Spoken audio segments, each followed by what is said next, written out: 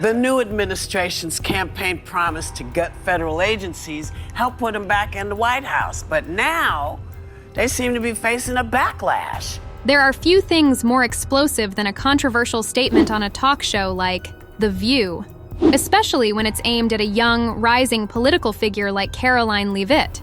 The stakes were already high, but when the hosts of The View, led by Joy Behar and Whoopi Goldberg, decided to attack Leavitt, a political powerhouse and the youngest White House press secretary in history, they didn't just ruffle feathers, they ignited a wildfire. They never did, Sean, and the winning continues here at the White House every day. Today, a federal judge right here. What began as a discussion about Leavitt's first press conference quickly spiraled out of control, and the fallout has been nothing short of dramatic. The hosts made their move, launching unprovoked jabs at Leavitt's appearance, reducing her to a mere 10 in their eyes, instead of recognizing her actual qualifications. The media backlash was swift and unforgiving, and social media exploded with outrage. I think she's probably been put in there because, according to Donald Trump, she's a 10. You know that's what it is. Joy Behar, known for her sharp tongue and no-holds-barred opinions, was the first to strike. In a conversation about Leavitt's appointment, Behar made a comment that quickly went viral.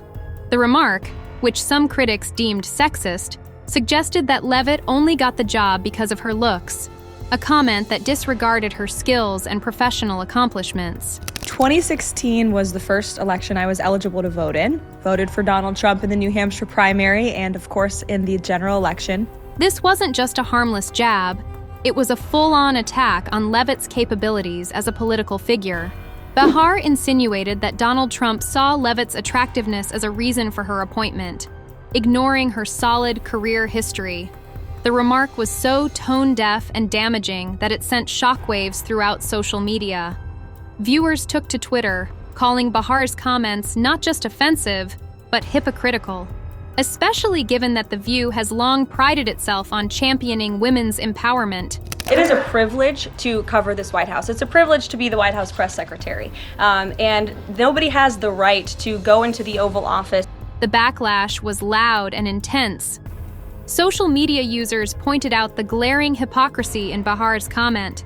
The very show that touts itself as a platform for women's voices had, in an instant, reduced a young woman's career to her looks.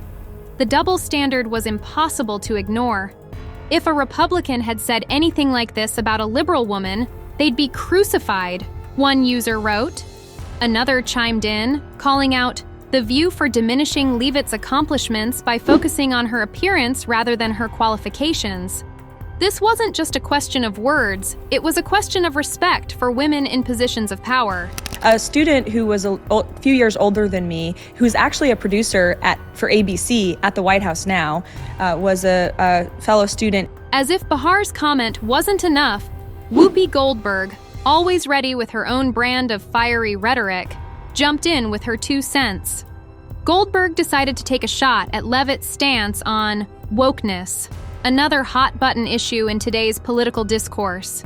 She boldly declared, "Without that wokeness, you might not even have that job," implying that Leavitt's success was somehow tied to the very ideology she had chosen to denounce. So these are the tax priorities of the Trump administration that the president has laid out for members in that meeting today. Goldberg's comment sparked outrage for a number of reasons. For one, Leavitt's resume was undeniably impressive. At just 27, she had already served as assistant press secretary, worked as communications director for Representative Elise Stefanik, and played a crucial role in Donald Trump's 2024 campaign. Yet Goldberg, in her attempt to engage in a political debate, chose to undermine Leavitt's career by attacking the very values that had gotten her to where she was. First is working with the Democratic attorney generals across the country. They're part of our party too, and they are bringing these cases big time and winning them. The situation took a dramatic turn when Leavitt, a woman who had earned her place in the political sphere, filed a defamation lawsuit against Goldberg and Behar. The lawsuit, reportedly worth millions, accused both hosts of making slanderous remarks that damaged her professional reputation. The lawsuit wasn't just a legal move, It was a statement. Leavitt, in her early 20s, had already learned that when it comes to defending yourself in the public eye, you don't wait for people to apologize, you take action. As the lawsuit progressed, it became evident that the hosts of The View were facing serious legal repercussions for their careless words.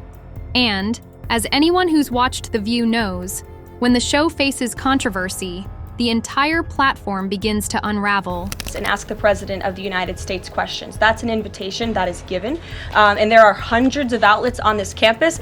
Realizing the gravity of the situation, the hosts of The View scrambled to salvage their reputations. In an emotional on-air segment, Behar and Goldberg apologized for their remarks. Behar's voice trembled as she said, "We deeply regret our remarks and any harm they may have caused." But despite their tearful apology, the damage had already been done. So then he liked me, and then I did some jokes about his hair, and he found that to be inappropriate. No. Critics quickly pointed out that the apology seemed more like a reaction to the growing legal pressure rather than a genuine attempt at reconciliation. One viewer commented, "They're not sorry for what they said. They're sorry they got caught." The sincerity of their remorse was immediately questioned, and many wondered if the apology was just a way to protect their positions on the show rather than a heartfelt admission of wrongdoing. You gotta speak your truth. It's the only way, I believe, and I think when you show courage in sharing your values and opinions. In stark contrast to the host's emotional apology, Leavitt remained composed throughout the entire ordeal. She continued to defend her principles, refusing to be intimidated by personal attacks. In a recent interview, Leavitt boldly called the remarks from The View hosts pitiful, and emphasized that her focus would remain on the policies she advocates for, not on the personal attacks from her critics. So now he thinks I'm going to lay off him, but that's not what comedians do. Yeah. So I then make a few more jokes about him and his hair. Now he hates me again. Leavitt's unwavering demeanor has earned her respect across the political spectrum. Her ability to handle this situation with grace has made her a role model for young women in politics. The controversy surrounding her only served to boost her profile, further solidifying her position as a rising star in American politics. No tax on tips, which is obviously a very public campaign promise that the president made. No tax on seniors' Social Security. As the lawsuit against the hosts of The View began to gain traction, tensions behind the scenes grew. Reports suggested that producers were scrambling to contain the fallout, while some co-hosts were beginning to speak out about the situation. Alyssa Farah Griffin, a former Trump aide and one of the newer hosts, was reportedly critical of how the situation was being handled. Farah Griffin advocated for a more balanced and respectful tone, calling for less divisive rhetoric on the show. Many of you in this room who don't have the privilege of being part of that pool every single day and getting to ask the president questions. However, Behar and Goldberg's refusal to back down only seemed to deepen the divide within the panel. The show's internal dynamics, once harmonious, began to fracture. The hostility between Leavitt and Behar was particularly pronounced, with sources close to the situation revealing that Behar was blaming external forces for the backlash, refusing to acknowledge the harm her comments had caused. So HLN became QVC for a minute. So I figured I'll interview her and I'll get a watch out of this. With the growing pressure from the lawsuit, the internal divisions, and the public backlash, the future of The View is uncertain. Viewership has begun to decline, with many viewers questioning whether the show can recover from the scandal. Could this be the beginning of the end for one of daytime television's most iconic programs? Offered a full-time job, which led me to working in the press office under Kayleigh McEnany, who was my old boss and remains a very good friend to this day. As the controversy unfolds, it's clear that the stakes are high. The question on everyone's mind is whether The View can weather this storm and rebuild its reputation, or if the internal fractures will be too much to overcome. One thing is for certain: this controversy will have long-lasting repercussions, both for the show and for its hosts. No tax on overtime pay, renewing President Trump's 2017 middle-class tax cuts, again. While The View faces an uncertain future, Karoline Leavitt's career is only gaining momentum. Her unwavering stance and ability to navigate the controversy with poise have made her an even more influential figure in American politics. Leavitt's response to the media storm has proven that she's not just a rising star, she's a force to be reckoned with. But I feel sorry for her. She had to sleep with him once. Oh. At least once she did it, Yeah, right? at least once. And then when she was in New York. With her strong principles and sharp political mind, Leavitt seems poised for even greater things. As she continues to rise through the ranks, the media attention surrounding her is only helping to elevate her profile. If the controversy surrounding The View continues, it could be the perfect platform for Leavitt to carve out her place in the political world. We reserve the right to decide who gets to go into the Oval Office, and you all have credentials to be here. And as the drama continues to unfold, we're left wondering what the future holds for The View. Will it continue its reign as one of the most popular daytime talk shows, or will the controversy be too much for the show to handle? Will the hosts be able to salvage their reputations?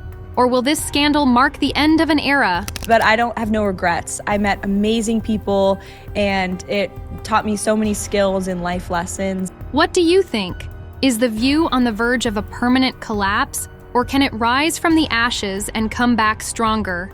Will Karoline Leavitt continue to dominate the political scene, or is this just the beginning of a new chapter in her career?